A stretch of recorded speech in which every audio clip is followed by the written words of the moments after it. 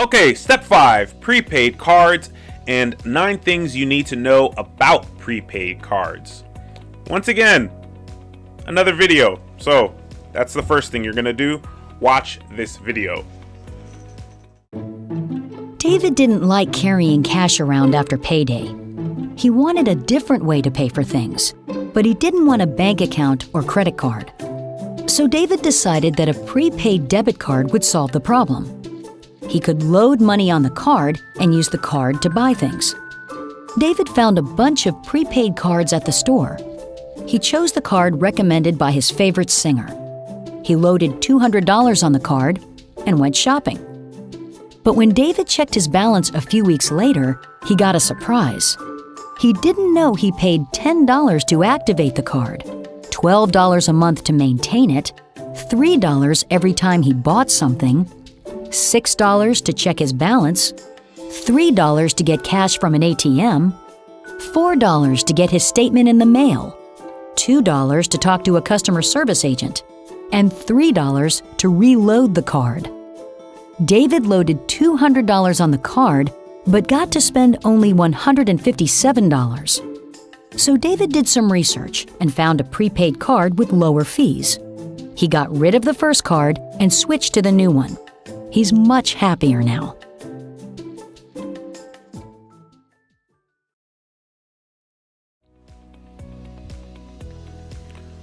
All right, back from the video, let us move on.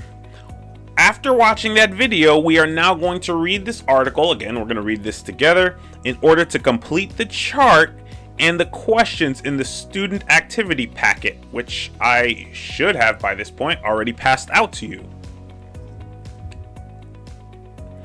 So this article is from quite a few authors. We have Melody Warnick, we have Meredith Hoffman, edited by Grace Pilling and reviewed by Barry Segal, published on June 20th, 2022 from creditcards.com, and the article is titled "How Do Prepaid Cards Work?"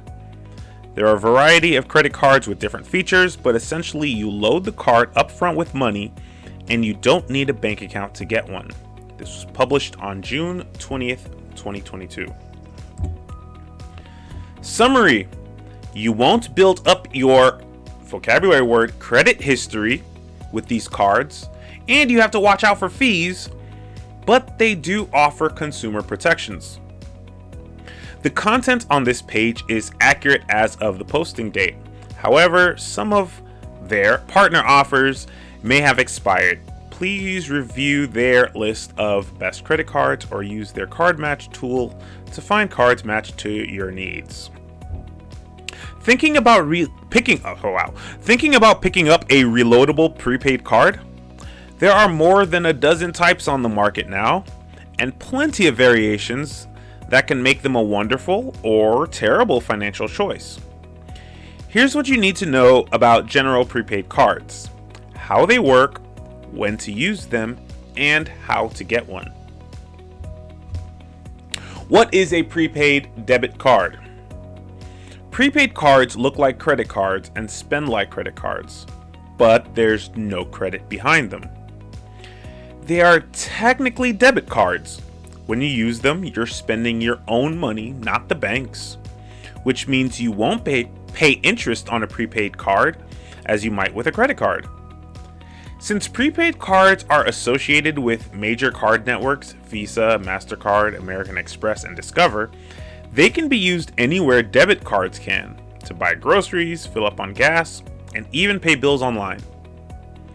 One downside of prepaid cards, is hidden fees. Unlike credit cards, which by law must disclose their terms and conditions up front, no regulation forces pre-purchase disclosure of fees on prepaid cards.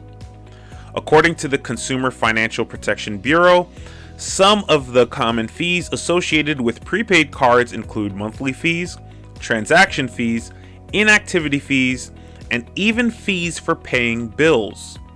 Fee structures vary, so it's important to read the disclosures. Debit cards versus prepaid cards. Unlike traditional debit cards, you don't need a bank account to use a prepaid card. You just load dollars directly onto the card and then use that balance for purchases. When the balance on the card dips too low, you reload more money. For more than 7 million households that don't have a checking account, prepaid cards can offer the ease of card-based purchases without the requirement of a bank account. Similar to a regular debit card, a prepaid card will not require a credit check.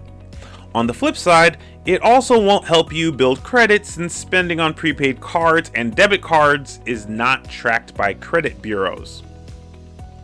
And like regular debit cards, prepaid debit cards offer certain protections. Even those not issued by a bank offer the zero liability protections of the payment network noted on the card, such as MasterCard or Visa. If you report the loss or theft of a registered card to the issuer in a timely manner, most will restore your original balance and issue a new card. In other words, a prepaid card works like a debit card, minus many of the risks and, of course, the bank accounts. When do prepaid cards make sense? The popularity of prepaid cards is undeniable due to their versatility. Here are some common reasons you might prefer a prepaid card over other options. 1. You have poor credit or no credit. While there are credit cards for those with poor credit, if you'd rather not go that route, prepaid cards can offer the convenience of a card for short-term spending. You want to avoid overspending. It's impossible to spend beyond your means with a prepaid card. It expires when the preloaded dollars run out, which makes it a useful first card for teens or those recovering from debt. You don't have a bank account. Since prepaid cards are preloaded, you don't need to link up a checking or savings account to use one. You don't want to use cash. If you don't want to carry around a wad of cash while traveling, or just generally don't feel safe operating on cash alone, a prepaid card is a good alternative. You want to share travel expenses without a credit card. If you're traveling with someone and you both want to put cash towards shared expenses, jointly loading cash on a prepaid card might be a solution. This way, you can use prepaid cards to book a hotel room or rent a car without relying on one person's credit card or either of you having to reimburse the other. How to get a prepaid debit card. When choosing a prepaid card, look for one that fits your specific needs. For instance, some prepaid cards let you pay bills online and even handle automatic monthly payments. Some will make payments via electronic check issued by the card company or let you withdraw cash from an ATM using a special PIN. Managing your prepaid card is easier than ever with online account access. Many cards such as Green Dot, the Walmart Money Card, and Amex's Bluebird and Serve offer apps to manage your accounts straight from your phone. Need to put more cash on your card? You have 5 options. 1. Transfer money from a bank account. 2. Have your employer direct deposit your paycheck onto your card. 3. Transfer money from a PayPal account. 4. Reload it at a retail store such as Walmart or Walgreens. And 5. Use a reload card which works like a gift card. Bottom line, a prepaid card allows you to load your own money and use it for transactions. Considering that no credit is extended, such cards will not help you build your credit history. These cards are particularly useful for people without bank accounts or those facing credit issues, but they offer many features and anyone can use them. While prepaid cards come with certain consumer protections, watch out for hidden fees.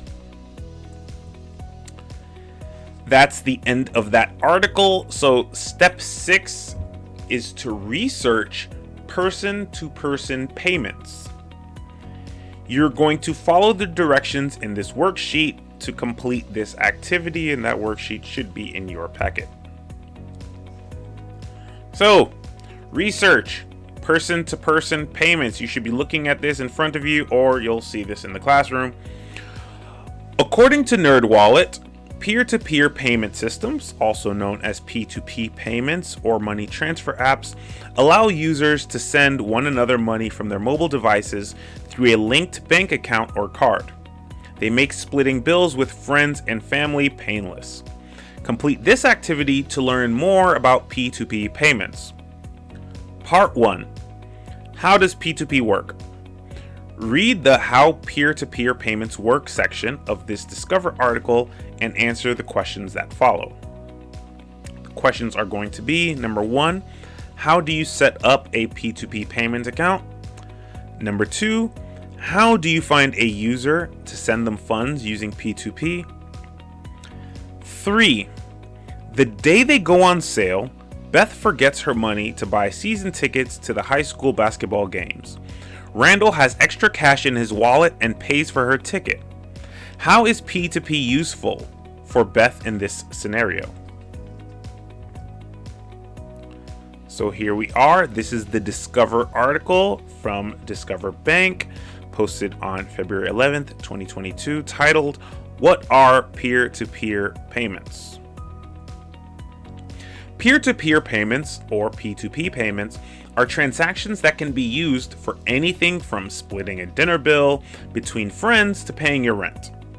These payments allow the transfer of funds between two parties using their individual bank accounts or credit cards through a website or mobile app. They are becoming popular among people of all ages with no signs of slowing. Consider the basics of P2P payments before deciding whether they are right for you. How peer-to-peer payments work. Peer-to-peer payments accounts are typically relatively simple to set up. For whichever platform you choose, you'll sign up for an account, then link your bank account or credit or debit card to it. Some apps might require further verification information and passwords to increase security. After your account is set up, you can find other users by their username, their email, or your phone contacts. Sending and receiving money is usually just a couple of clicks away after that. You choose who you are sending money to, the amount of the transaction, add a reason for a payment if you desire, then submit the payment. Depending on which P2P service you use, the time it takes for money to transfer can range anywhere from a few seconds to 3 business days. Many applications keep the money stored in the app until you manually release the money into your personal banking accounts. P2P payment benefits. P2P payments are all about ease of use, convenience, and speed. Though some might not like that they can't use the "I forgot my wallet" excuse anymore, the immediacy with which you can pay back friends and family is a huge benefit. For the most part, peer-to-peer payments work just like taking money out of an ATM, minus the hassle of finding one to reimburse the recipient. Some P2P payment services charge a flat fee or a low percentage fee, while other P2Ps do allow for fee-free payments. Research the providers to see what, if any, fees are associated with making transactions. Potential security risks of P2P payments. While, for the most part, P2P services are secure, there are always risks involved when sending money online.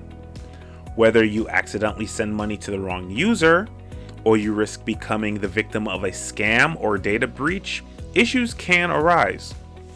Many P2P payment providers use precautions to lower these security risks, from passwords and PINs to transaction notifications that confirm whether users did indeed send money.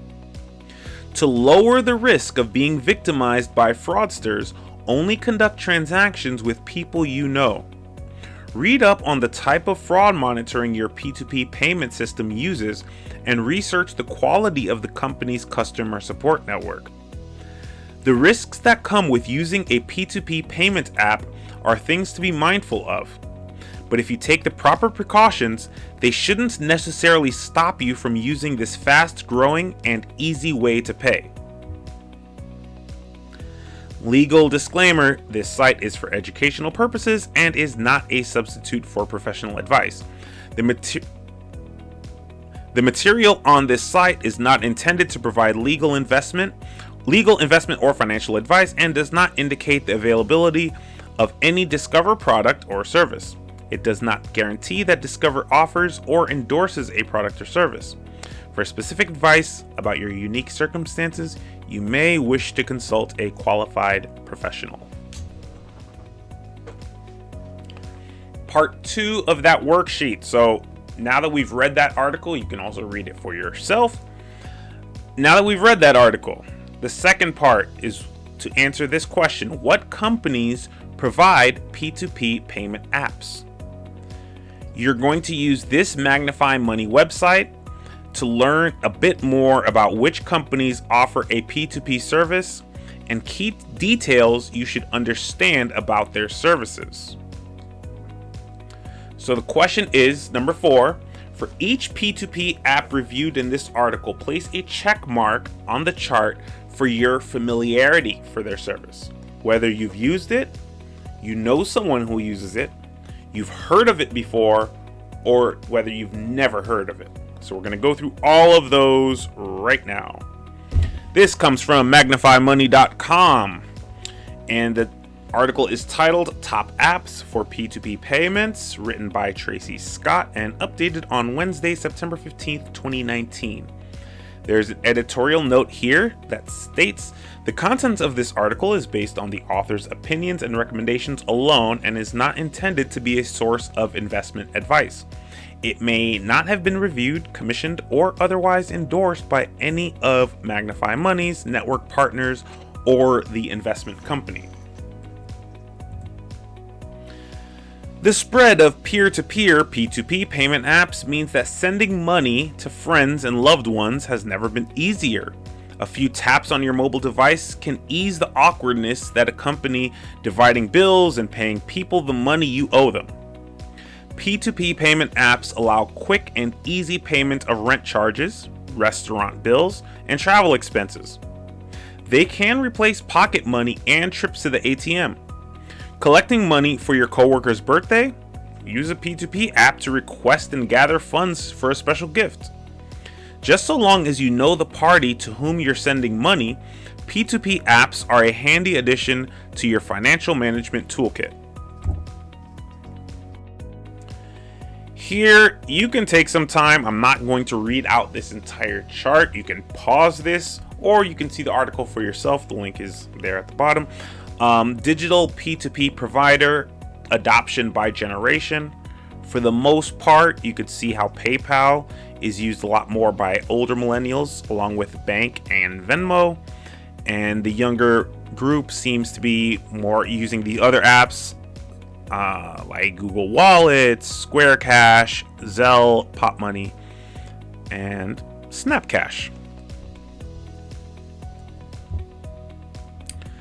The 2018 FinTech Financial Technology Adoption Study from Q2 and Cornerstone Advisors found that PayPal leads the pack with the highest user adoption rate out of P2P payment apps across all providers.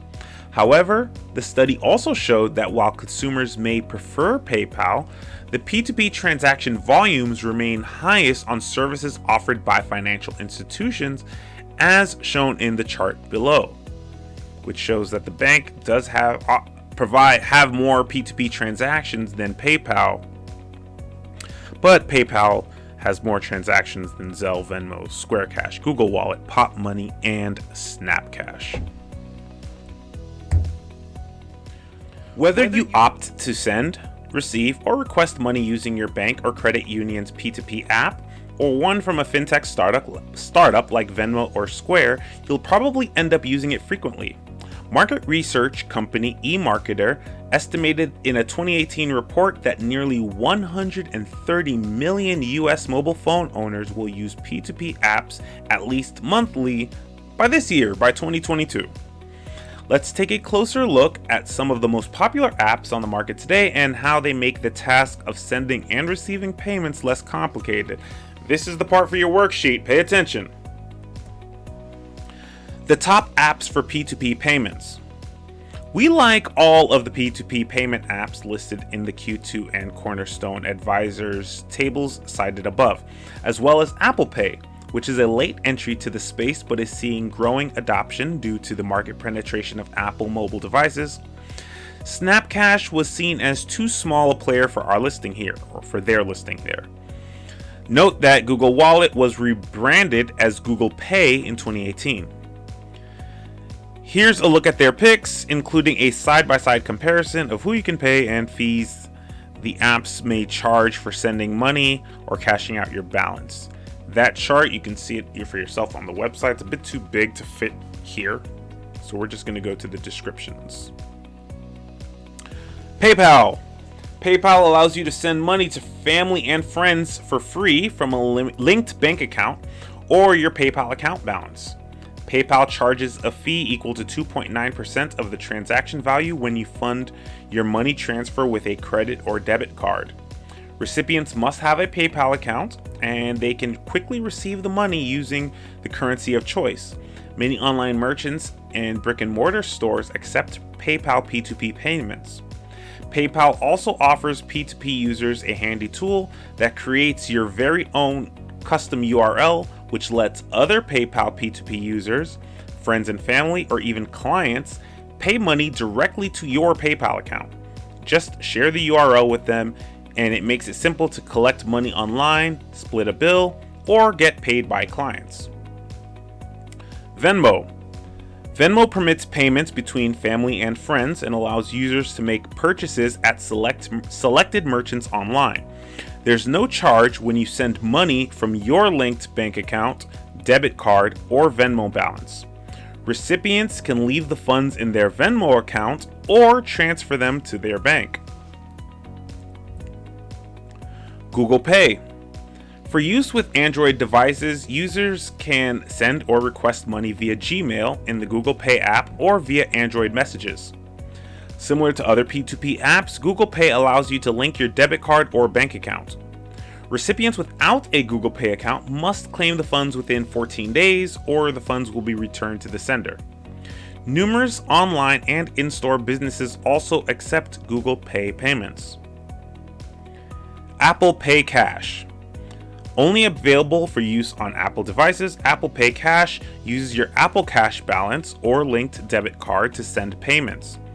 Friends and family members with an iPhone, iPad, or Apple Watch can use Apple Pay Cash so long as they have a valid Apple ID. Payments can be made and received via iMessage. Users can even use the Ask Siri feature to help make the transaction even easier. Collected funds can remain in the app to make future purchases, or they can be transferred to a linked bank account. Zelle. Zelle partners with over 100 banks and credit unions who offer Zelle's P2P payment service as an additional free feature. If your bank partners with Zelle, setting up is just a click away inside your existing account. If your financial institution isn't a Zelle partner, then you will need to download the Zelle app to get started. You can send money to recipients using their email address or mobile number. If a recipient is not currently a Zelle user, they will receive instructions on how to access the funds along with the payment notification. Square Cash App. The Square Cash App is the P2P service offered by payments fintech firm Square Incorporated. Individuals and businesses can send and receive payments using credit cards or debit cards with no fees. Much like PayPal, Cash App lets you set up your own unique URL, which they call a cash tag, where friends, family, and customers can make payments to you privately and securely. The app is available for download from the App Store or Google Play. Pop Money. Pop Money is powered by Fiserv, an online banking company that also provides financial services to banks and credit unions. Users can sign up for the service at a participating financial institution or by visiting the Pop Money website. Like Zelle, Pop Money moves money directly from bank account to bank account, so there is never a Pop Money account balance. With Pop Money, receiving payments is free, but sending and requesting money costs 95 cents per transactions. You aren't charged if you make a request and the person doesn't pay it. Payments funded by debit cards are delivered as early as the next business day, while payments funded by bank accounts can take up to 3 business days to process. Which P2P app should you choose? P2p payment apps can simplify money matters with friends and family. The pros and cons of each P2p payment app can make it tough to choose the app that best meets your needs. Fortunately, there is no need to stick to one app. Select one or more that works with your financial lifestyle. The ease of use for one P2P app might outweigh the cost and fees of another. Sometimes the app compatibility with your device will be the deciding factor in the app selection. As with any technology that links to private financial data, users should read data policies and fee disclosures in full before linking their bank accounts. Download your preferred P2P app and to send and receive money more conveniently.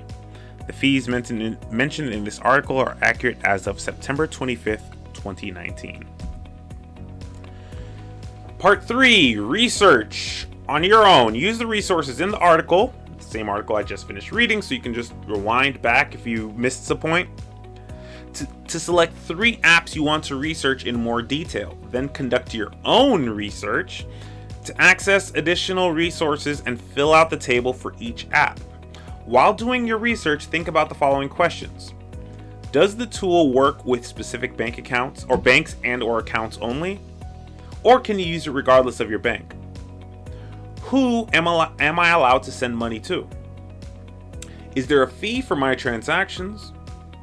What security or anti-fraud measures does this company take to protect their users? You will be doing the research on this on your own. You have computers right in front of you in the classroom, so nobody has an excuse not to do that. In the computer lab, we'll all be doing this together. You can raise your hand, ask me questions if you have any.